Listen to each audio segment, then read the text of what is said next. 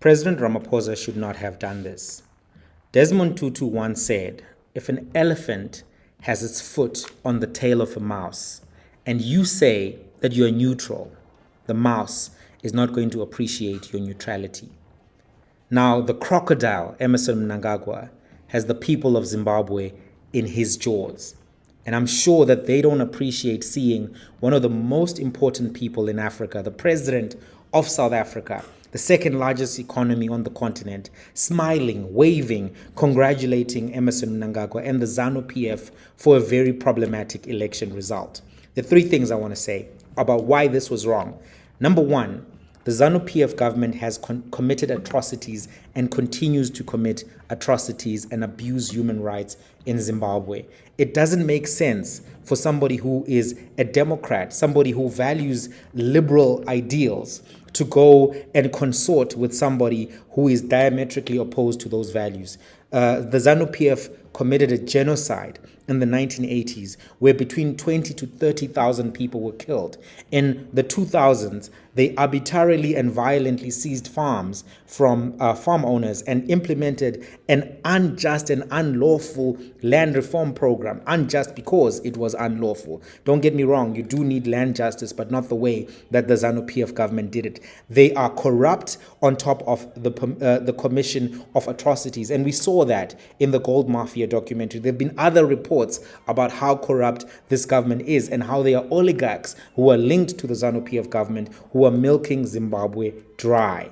So that's number one. Number two, there were issues with this election, obvious issues. The opposition could not get access to the media.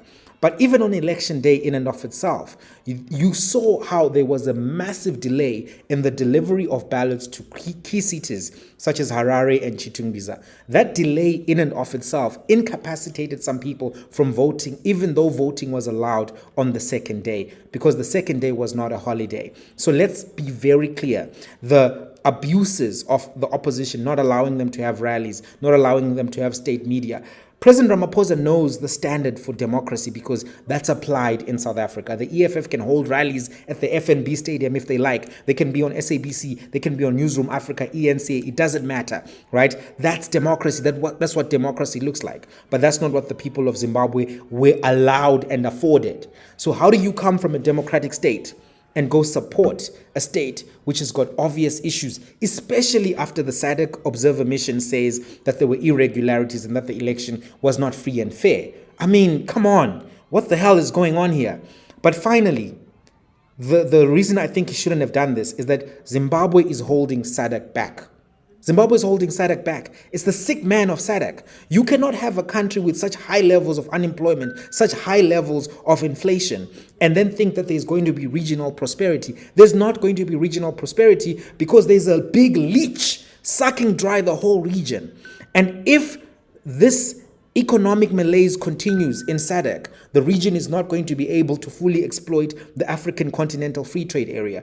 And the reason why there's an economic sickness in Zimbabwe is because of the dictatorship.